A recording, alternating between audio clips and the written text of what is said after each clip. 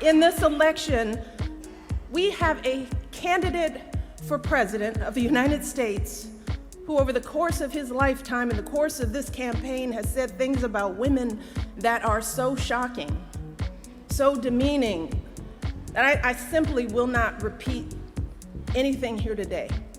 And last week, we saw this candidate actually bragging about sexually assaulting women. And I can't believe that I'm saying that a candidate for president of the United States has bragged about sexually assaulting women. And I have to tell you that I can't stop thinking about this. It has shaken me to my core in a way that I couldn't have predicted. So while I'd love nothing more than to pretend like this isn't happening and to come out here and do my normal campaign speech, it would be dishonest and disingenuous to me to just move on to the next thing like this was all just a bad dream. This is not something that we can ignore. It's not something we can just sweep under the rug as just another disturbing footnote in a sad election season. Because this was not just a lewd conversation. This wasn't just locker room banter. This was a powerful individual speaking freely and openly about sexually predatory behavior and actually bragging about kissing and groping women, using language so obscene that many of us were worried about our children hearing it when we turn on the TV. And to make matters worse, it now seems very clear that this isn't an isolated incident. It's one of countless examples of how he has treated women his whole life. And I have to tell you that I listen to all of this and I feel it so personally. And I'm sure that many of you do too, particularly the women. The shameful comments about our bodies, the disrespect of our ambitions and intellect, the belief that you can do anything you want to a woman. It is cruel. It's frightening. And the truth is, it hurts. It hurts. It's like that sick, sinking feeling you get when you're walking down the street, minding your own business, and some guy yells out vulgar words about your body. Or when you see that guy at work that stands just a little too close, stares a little too long, and makes you feel uncomfortable in your own skin. It's that feeling of terror and violation that too many women have felt when someone has grabbed them or forced himself on them and they've said no, but he didn't listen. Something that we know happens on college campuses and countless other places every single day. It reminds us of stories we've heard from our mothers and grandmothers about how back in their day, the boss could say and do whatever he pleased to the women in the office. And even though they worked so hard, jumped over every hurdle to prove themselves, it was never enough. We thought all of that was ancient history, didn't we?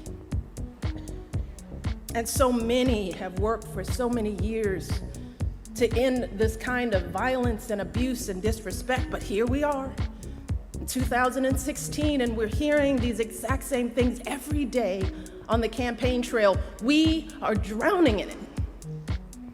And all of us are doing what women have always done. We're trying to keep our heads above water, just trying to get through it, trying to pretend like this doesn't really bother us. Maybe because we think that admitting how much it hurts makes us as women look weak. Maybe we're afraid to be that vulnerable. Maybe we've grown accustomed to swallowing these emotions and staying quiet because we've seen that people often won't take our word over his. Or maybe we don't want to believe that there are still people out there who think so little of us as women. Too many are treating this as just another day's headline, as if our outrage is overblown or unwarranted, as if this is normal, just politics as usual. But New Hampshire, be clear, this is not normal. This is not politics as usual.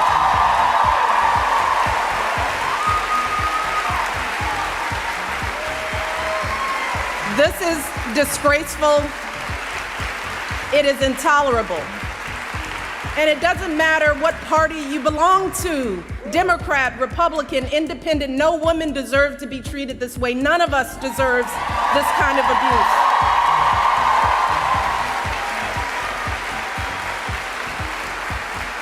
And I know it's a campaign, but this isn't about politics. It's about basic human decency. It's about right and wrong. And we simply cannot endure this or expose our children to this any longer, not for another minute, and let alone for 4 years. Now is the time for all of us to stand up and say, enough is enough. This has got to stop right now. Because consider this. If all of this is painful to us as grown women, what do you think this is doing to our children? What messages are our little girls hearing about who they should look like, how they should act? What lessons are they learning about their value as professionals, as human beings, about their dreams and aspirations? And how is this affecting men and boys in this country? Because I can tell you that the men in my life do not talk about women like this, and I know that my family is not unusual.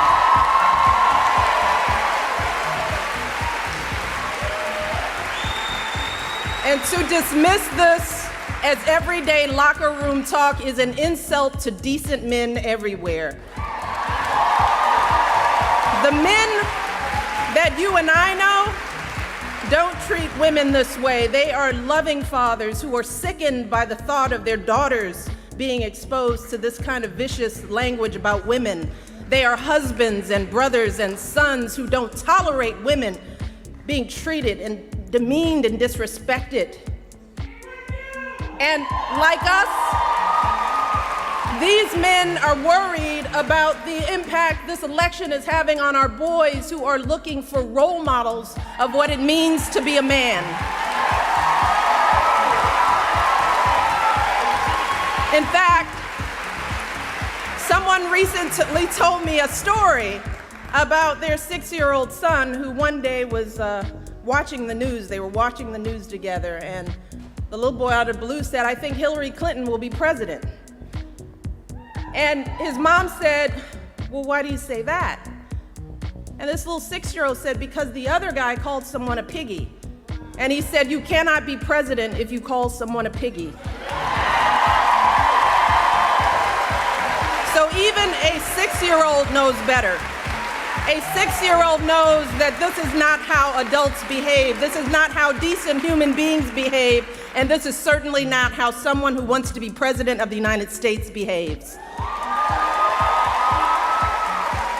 Because let's be very clear, strong men, men who are truly role models, don't need to put down women to make themselves feel powerful. People who are truly strong lift others up. People who are truly powerful bring others together. And that is what we need in our next president. We need someone who is a uniting force in this country. We need someone who will heal the wounds that divide us. Someone who truly cares about us and our children. Someone with strength and compassion to lead this country forward. And let me tell you, I'm here today because I believe with all of my heart that Hillary Clinton will be that president.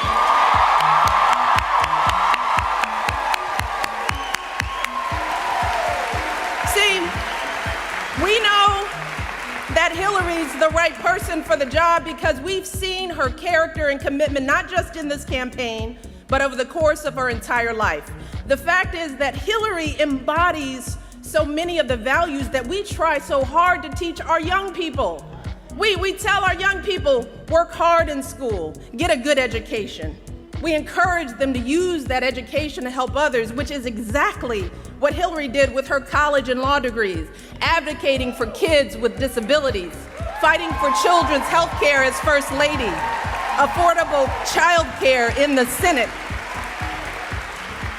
We teach our kids the value of being a team player, which is what Hillary exemplified when she lost the 2008 election and actually agreed to work for her opponent as our Secretary of State, earning sky-high approval ratings, serving her country once again.